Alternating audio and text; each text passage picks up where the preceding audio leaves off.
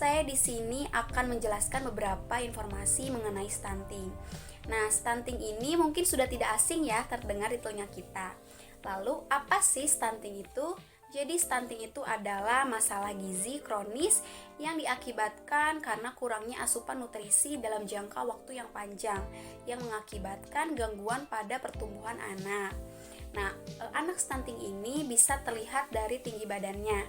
Tinggi badannya terlihat lebih pendek daripada anak-anak seusianya. Tapi bukan berarti anak yang pendek dicap stunting ya, bukan begitu. Nah, menurut petugas kesehatan, anak yang stunting bisa dinilai dari kurva pertumbuhan pada WHO. Lalu, apakah anak stunting bisa kembali dengan normal? Tentu bisa, kalau ditangani secara tepat dan cepat. Karena jika sudah di usia 2 tahun, mungkin akan lebih buruk, seperti bukan hanya pertumbuhannya saja yang terganggu, tetapi perkembangannya juga, seperti mengalami penurunan kecerdasan, gangguan bicara, dan anak stunting juga memiliki imunitas yang lebih rendah daripada anak-anak seusianya.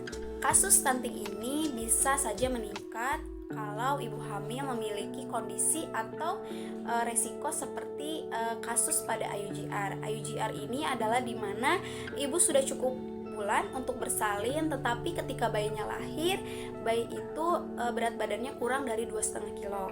Lalu yang kedua itu karena kondisi kurangnya pengetahuan mengenai gizi ataupun vitamin-vitamin yang harusnya dikonsumsi selama kehamilan. Nah, inilah manfaatnya untuk selalu melakukan jadwal ulang pada antenatal care. Lalu yang ketiga itu adalah berat badan ibu tidak naik selama kehamilan. Itu juga sangat perlu diteliti ketika saat kunjungan ulang. Karena kenaikan berat badan pada ibu itu sangatlah penting. Lalu yang keempat itu ada dari faktor lingkungan, seperti airnya kurang bersih, itu juga sangat berpengaruh. Nah, apa sih pencegahan yang harus dilakukan untuk mencegah kasus stunting ini? Nah, saya akan menjelaskan beberapa poin untuk mencegah kasus stunting ini dari kehamilan ibu sampai bayinya lahir.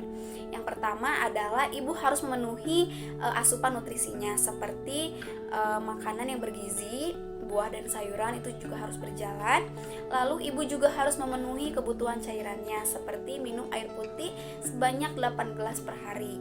Ibu juga harus rutin mengkonsumsi vitamin A yang sudah diberikan dokter atau bidan.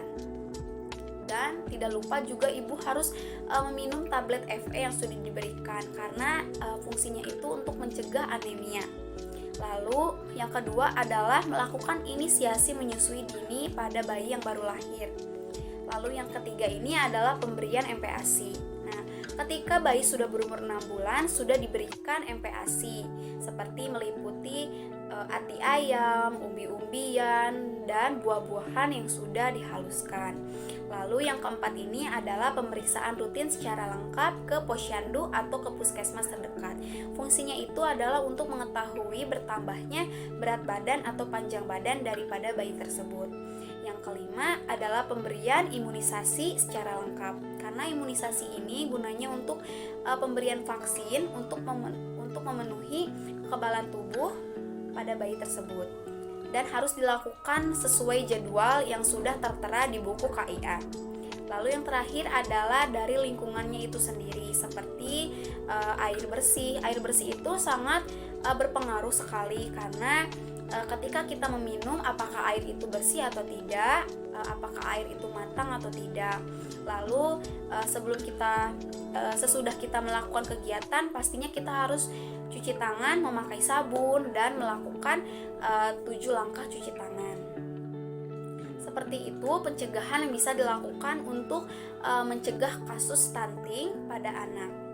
Nah, sekian penjelasan dari saya mengenai stunting. Semoga ini bisa bermanfaat bagi kita semua. semua, karena di Indonesia ini sudah banyak sekali kasus stunting. Maka dari itu kita harus mencegahnya secara dini.